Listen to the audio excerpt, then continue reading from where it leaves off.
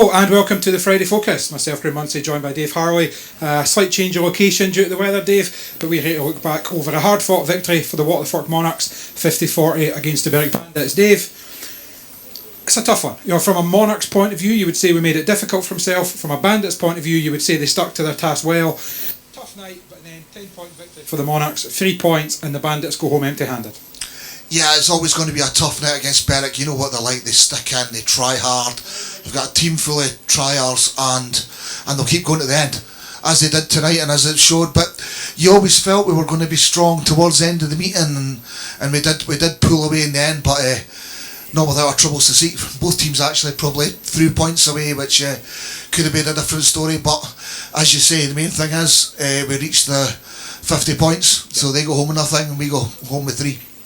Yep, so looking back on it, we'll hear from Monarchs top scorer Josh Pickering, we'll hear from Berwick number 1 Jai Etheridge, and as always we'll have Heat of the Week, which is Heat number 14, cracking race, and actually some good racing as the night went on there, Dave. But you know, we looked down it from a Monarchs point of view and we mentioned some of those points maybe thrown away. You know, you look at Heat 11 and Richie Worrell, you know, gets to the start and somebody notices that a chain, not even a chain guard which was announced, but a chain guide wasn't there. I mean, I don't know how anyone notices that from the referee's box. And then a bit of comedy errors after, you know, the riders got up to the tapes, the 2 minutes still going. Kai just comes out with a bike to help, but he's got his red helmet on because he's out in the next race, so it maybe looks like he's out to replace him. 2 minutes go on, it's a difficult thing to fix, so it can't be fixed in time, so Richie comes out on Kai's bike for 15, gets stuck behind Jack Smith for 2 laps and can't trouble that. Heat 13, we've got Sam unbeaten. Yeah, I don't know if he was. I don't know if he tried to jump it or if the clutch gave out on him. Goes through the tapes again off the 15 and a big effort, but couldn't trouble the scorers again. So that's two big races where probably we were looking for Rich and Sam to win those races or to be unbeaten in the 2 races. Certainly points go away there. Berwick will flip it to the next race when I forget. They hit on a 5-1 and, yeah, and unfortunately on spun it. Yeah. So both teams will look, but you know, maybe balances up and we're sitting here with our blue and gold tinted specs on and see the Monarchs were maybe disadvantaged a little bit, but stuck to the task. And you know, Sam was unbeaten apart from that one ride. Richie, I think, finished on sort of paid 9 or so from his 4 rides. Was it paid 9? Paid 9, yeah. And Josh Pickering, top man once again, newly Premiership team spotted. Josh Pickering only dropped 1 point and come out, and I think that's now 3 out of the last 4 Heat 15s he's been in, he's unbeaten, and you can't ask for much more than that, Dave. Definitely, no, Josh is absolutely flying at the minute and well-deserved team spot. But as you say, I mean, after the disaster of Heat 11 and then Sam touching the tapes in 13, yeah. But that's where Richie steps up and makes sure we get at least the 3 all. We're not gifting away points, same as in Heat 12, you know, they're looking at it, looked like it could have been a 5-1 to them, but in the rerun, Kai Thompson, absolutely fantastic, pulls away, beats Casper Anderson, the best Berwick rider tonight. Yeah. Beat him comfortably, to be honest, in that race. And you know, Kai at number 7, I'm not sure how long we'll get him there, but it's a wee bonus getting there 6 rides and only 1 race where he got a bit stuffed in the corner, but it's all good from that perspective. And as you say, we finish in style with Heat 14 and Heat 15. Yep, Josh Pickering, as we said, unbeaten in both of those heats. I caught up with him after. So Josh, the Bandits definitely didn't make it easy, but 10-point victory for the Monarchs and then all 3 points. Yeah, no, that's what we had to do, mate. I wouldn't say they haven't got, you know, 2, 3 massive riders. They've got a full team, mate. That, you know, people can pop out and win races. So they are a strong team, home and away, and they usually run us close here tonight. But it was good to get all 3 league points and send them away with nothing. Yeah, and from your own point of view, I think only 1 defeat, paid for 14 points, and another Heat 15, that's 3 in the trot, 2 at home, 1 away unbeaten. You must be pretty happy with how things are going. Yeah, things are going good, mate. We're just having fun. You know, Ryan works his butt off in here and never puts a foot wrong, you know. The amount of trust I have in him, it works both ways, you know. So when we make a change, we make it together, we win together, we lose together. It's just how it is, you know. So just as a personal point of view, though, like, my season has been going good, and you know, I'm happy with the way things are going. The team, again, we won tonight, which is great. We've only had 1 defeat all year, and you know, we lost pretty heavy against Scunthorpe, but if we can just all get firing, and you know, we'll be great. But Kai being at reserve now, I feel that, you know, like, if Willie don't perform or Nathan, you know, you've got another good rider there to pop in, and you know, they can come out and potentially win the race. So I think you get 11 tonight. I think 11, yeah. Yeah, nothing wrong with that. You know, it's great. Yeah, and I get, you know, one of those nights, you know, kind of finishes with rain. I'm not taking anything away from Berwick here, but maybe made it hard for themselves. Richie had to go 15-1, Sam had to go 15-1, which isn't ideal, but all stuck together. In Heat 14 we've seen sort of big 4-2 and then a big 5-1 in Heat 15. Finishes the job strongly. Yeah, that's what we have to do, mate. That's what we're paid to do, So myself, Sam and Richie, we're the ones that need to, get double figures minimum every single match.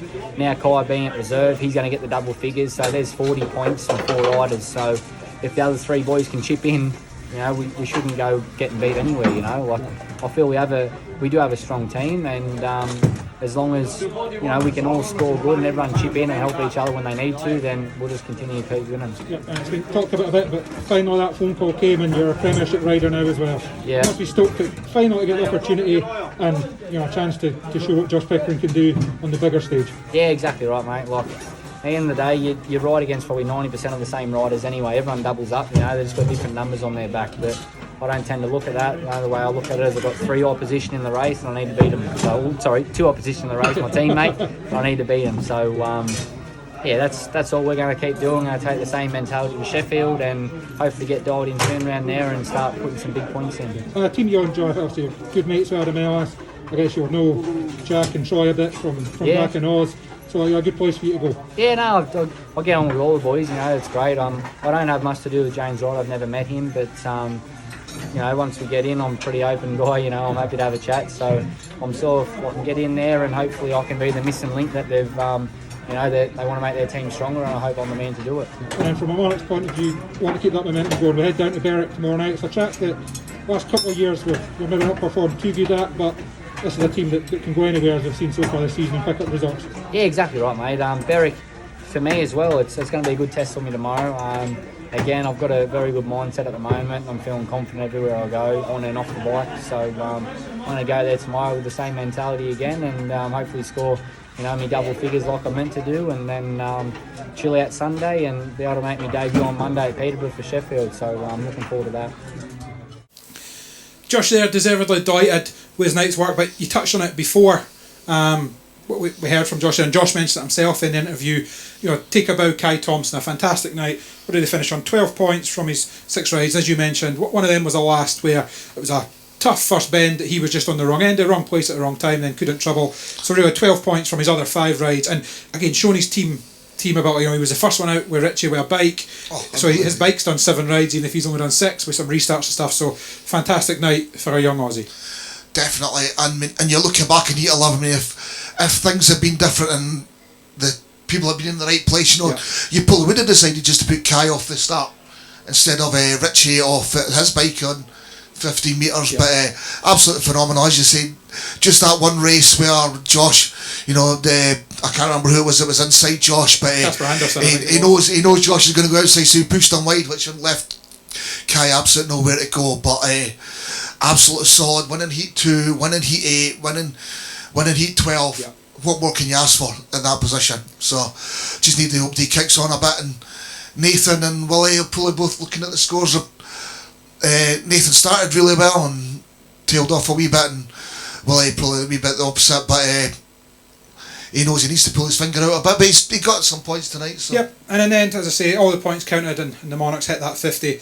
In Berwick, if we look at their side of the pits, obviously they go home empty-handed, and it'll be another frustrating night for Gary Flint and the Courtneys there. I think they'll probably look at Leicester and think they should have got points. They'll look at tonight and think they should have got points. Plymouth, they should have got points. But a lot of effort, but unfortunately for the Bandits, as Scott Courtney walks past, so I'll give them big up for their efforts tonight.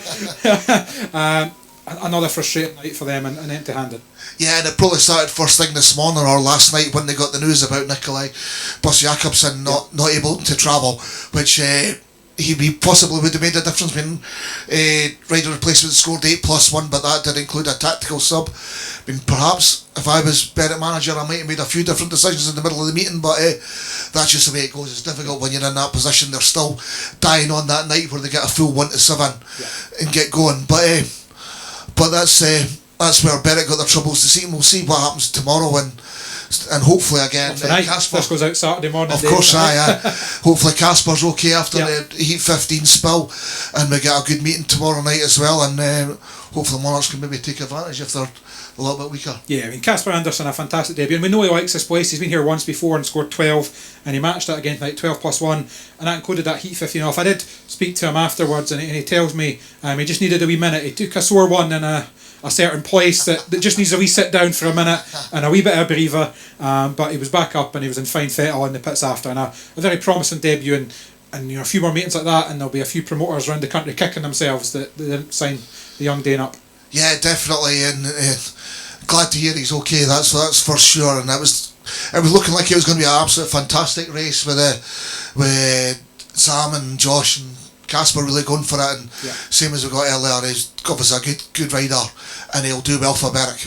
Yep, elsewhere, solid scoring down the line. Jai Etheridge, probably one of his best. Armadale meetings, was paid for double figures and had a win and a paid win.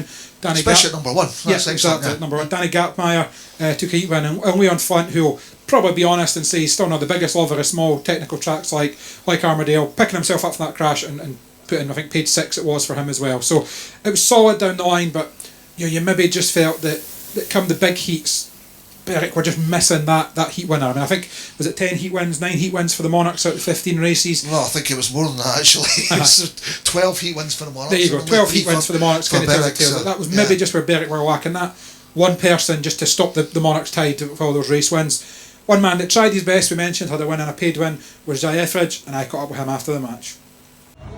So Jai, another frustrating one for the Bandits, so near to another away point, and it just slipped away at the end. Yeah, everyone had a crack. Obviously missing Nicola today is a massive loss. He loves the small tracks, obviously riding at Rye House for a lot of years, so everyone chipped in though, so we all rode exceptional, all banging in the points, and we're just unlucky not to get another point. And from your own point of view, it's probably the best season of your career so far. You're up at number one, a win, a paid win. Was it paid 11 you finished on tonight? Yeah, yes. And a decent night for yourself, albeit still a bit frustrated for the team. Yeah, I had a bit of a disappointing week last week. Just didn't know what happened, just one of those weeks. But now I've turned it around now, making some starts in that again and riding how it should be. So hopefully carry that form on to tomorrow. And what a debut for Casper. Yeah, he's a cracking rider. I don't know how he's not been wrapped up already by someone else over here, but it's a big input on our team now, so I think we're going to be up there fighting for every point we can get. And you mentioned a quick chance to turn it around as the Monarchs head to Sheffield tomorrow. We'll be looking for a bit of revenge and a home one. Yeah, definitely. We're all quite strong at home. Everyone's good there, so we'll be looking to go out and make them go away with no points as well.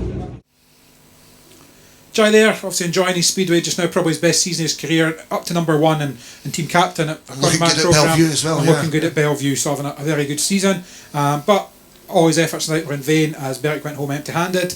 We did see some good racing on track. There was some close efforts, but even from Heat 1 when Nathan Reeves is... Exactly, straight from the off. But undoubtedly, Heat of the night, Heat number 14, and we'll see that now. So from the inside, it's Kai Thompson, Aaron Summers, Josh Pickering and Leon Flint.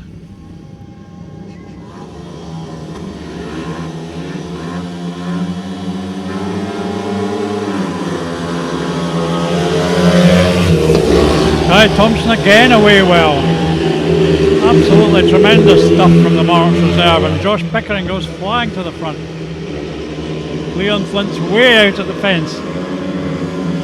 The first Kai to the back. Two brilliant moves by the Berwick riders, and Summers is now pushing Pickering. What a heat. Flint's gone to the fence again, and Thompson's, I think, through, is he? Thompson's through to third. Hell for leather.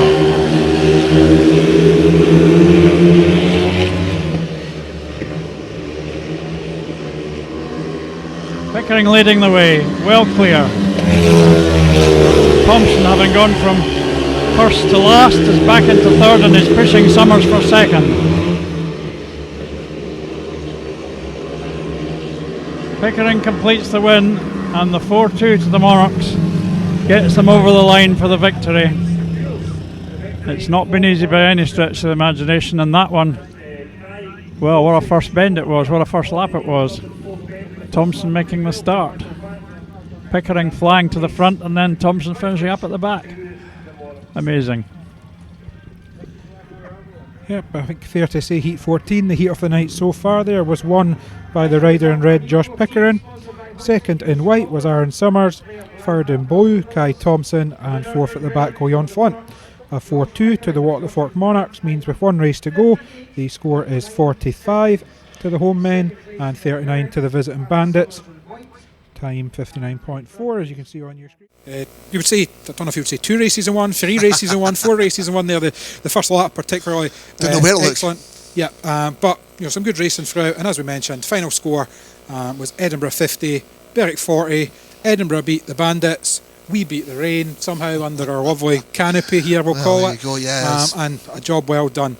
So, Dave, that probably about rounds us up for tonight. Of course, the Monarchs and Berwick do battle very quickly. Shielfield Park, 7 o'clock on Saturday night. If you're watching this before that, I believe tickets are still available, so if you've got time to get there, do get along and cheer on the Monarchs, or of course if you're a Berwick fan, get along there and cheer on your home men. And of course before that we've got hopefully Mitchell, Davey and the 2 lads arriving on their cycle, so good luck to those boys tomorrow. Yep, and again, as Dave reminded me of that, they're a big cycle for them. They're going from Ashfield to Armadale to Shielfield, all to raise money for the Speedway Riders Benevolent Fund. If you haven't donated so far, do get on Mitchell Davies' social media or have a look back on the Monarchs preview show where the links I believe were shared on that as well from through the week, so do give those guys a boost as what is a 126 mile was it, I think, 122 mile round. So, about that anyway, a lot further than I'm cycling tomorrow. I'll be in the car down to Berwick. So until midweek when we're back with a preview show, when we'll look ahead to the Newcastle Diamonds visit next week, thank you very much for joining us and goodbye. Good night.